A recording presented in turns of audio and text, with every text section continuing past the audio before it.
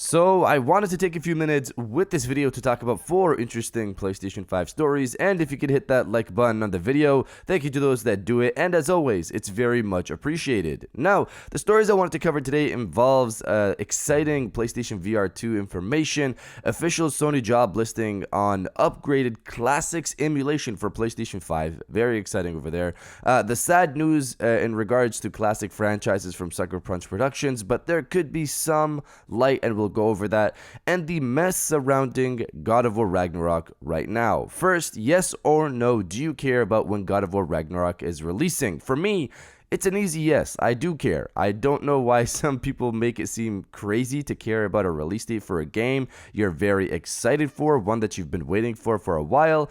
That's just me, of course, but what about you guys? So comment below, yes or no, if you care about when God of War Ragnarok is releasing. Let me know down in the comments below. Now, diving into the first story of the video, the mess surrounding God of War Ragnarok. So let's get this one out of the way. I didn't get a chance to cover this on Friday because I was at a Cottage for Canada Day weekend, and the internet was literally non-existent. I could barely stream music. I had my equipment ready and to go, and it sucked that I couldn't drop a video. I appreciate the kind words from you guys on my community post and on Twitter as well when I shared this information. But diving into the video now, for those who don't know, God of War Ragnarok was rumored to have a type of reveal on Thursday of last week. This came in full force via the snitch on Twitter, who's been 100% accurate at the time, and I guess still is, considering both Jason Schreier and Tom Henderson, who are again both very credible leakers, have confirmed that something was supposed to happen on Thursday of last week, with Tom Henderson revealing it was meant to be the release date reveal,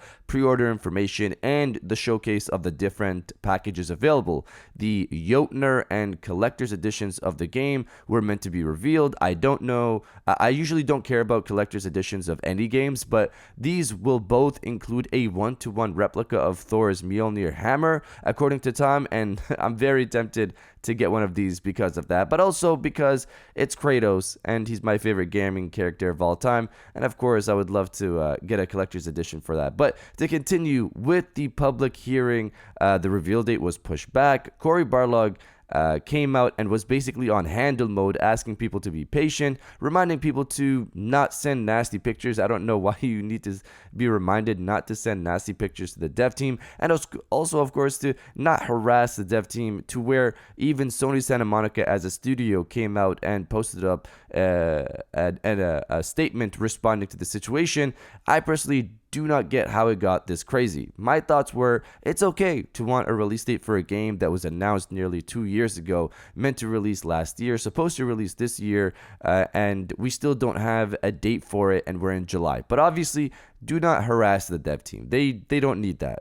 In terms of the release date, Cory reassured fans that Ragnarok is still coming, so things are okay. The latest reports from Jason Schreier revealed that the game is apparently huge, and the hype from the dev team reminds him of the buzz before the release of God of War 2018, which of course is very exciting to hear. This game is the end of the saga, so I can't wait to see how it all goes down, and it makes sense that it's huge. There's a lot to cover. Going back to the release date, there's a possibility Sony delayed their reveal from last week because they want to have a full gameplay setup to go with the release date announcement, which I'm all for. When that could happen, we don't know. Could it be this month? Maybe. We'll see, of course. Regardless, the reports point to a November release date, possibly even Starfield's old date of November 11th, which is also a Friday, a day Sony usually releases new games. Now, diving into the second story of the video, Sly 5 and a new Infamous. So this one was sad to hear about. Sucker Punch Productions recently came out on Twitter to point blank state that they're not working on Sly Cooper or Infamous, but not only that, they also stated that no other studio is working on those games, which is wild to hear considering we've been hearing about a new Sly Cooper and something Infamous related being in the pipelines by multiple people. These are individuals who have gotten some things right in the past, so it was weird to see all of them be wrong all at once on this. The Sly Cooper part is especially confusing considering later this year, it's the 20th anniversary for the franchise, and a new Sly Cooper announcement made a lot of sense. These franchises don't need to stay with Sucker Punch, who's clearly focused on Ghost of Tsushima 2. Sly and Infamous could be given new homes. Look at Sackboy with the Sackboy A Big Adventure, which was a lot of fun, and it wasn't made by Media Molecule. New life can be given by other studios. Sly Cooper 4 was also well received by fans, and it wasn't made by Sucker Punch, of course, the original creators. I genuinely hope Sony has something up their sleeves for Sly Cooper's 20th anniversary later this year. They took off the entire Sly Cooper collection from PlayStation Now with the new PlayStation Plus service launch, which was weird to see, but I'm hoping that's because they want to remaster all the games 1 to 4 and add them all back in. The whole franchise was stream only on the service before, but with a remaster, they can all be downloaded and possibly play at 4K 60, for example. As for Infamous, I would hope Sony realizes the value of that franchise and brings it back in some form. But you guys let me know if you care that no new Infamous or Sly Cooper games are in the works or not. Let me know down in the comments below. Now diving into the third story of the video, exciting PlayStation VR2 information. So PlayStation VR2 is potentially set to release in Q1 2023. It could release, of course, later this year. That hasn't been ruled out, but exciting stuff has been happening for the headset recently. One, a developer recently broke NDA and released the first image of PlayStation VR2 out in the wild. This was so exciting to see for me because it's just different to see it there in real life versus promotional images, of course.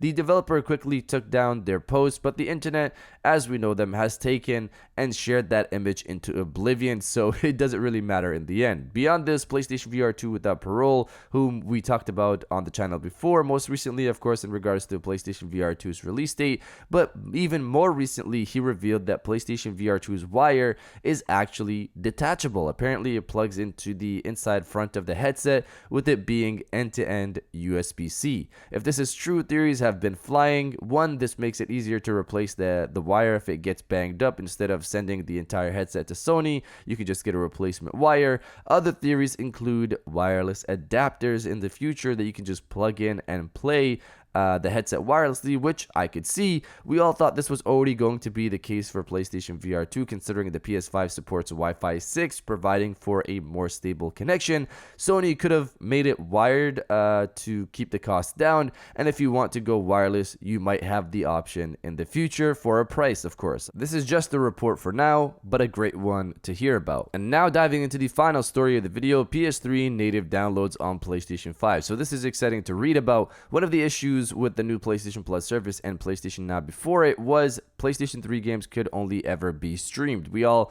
thought this was going to change with the new PlayStation Plus service when it launched, but sadly, of course, that wasn't the case. We've heard rumors that Sony has been working on a PlayStation 3 emulator, but that it was just not ready for prime time, so they stuck with stream only for now. More recently, we heard about a patent from Sony revealing that they seem to be working on making specifically PS3 era hardware such as old remotes, DualShock controllers, and even a handheld console, likely to be the PlayStation Portable Go, PSP Go, being used via emulation on PlayStation 5. And even more recently, the focus of today's story is there's a job posting directly hiring engineers to work specifically on emulation tech for classic titles on PlayStation 4 and PlayStation 5. This role is for a software development engineer, and its description states, "Our software development engineer position works on the tools and technology team at PlayStation Studios to support the newly relaunched classics for PlayStation 4 and PlayStation 5.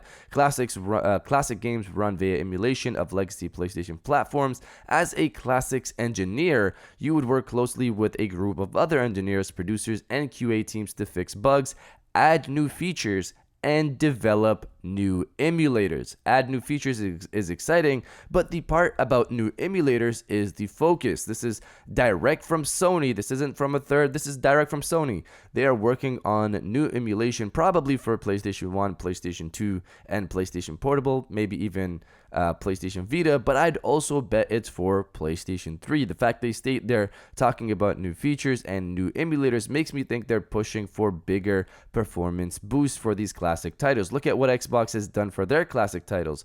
4K 60, HDR, etc. They look great on modern hardware, and I think Sony might want to do that for their classic games as well. This post here directly confirms new work is being done on emulation to improve it and produce new emulators. I'm not saying this job posting is. I'm excited to hear about more about this, and we'll be following this news as we progress forward. But you guys let me know if you're happy to see Sony take emulation more seriously or not. Let me know down in the comments below. And if you guys did enjoy this video, please hit that like button. As it always helps, to subscribe if you're new. I got new videos every Monday, Wednesday, and Friday. And now I'll check you guys out on the next one.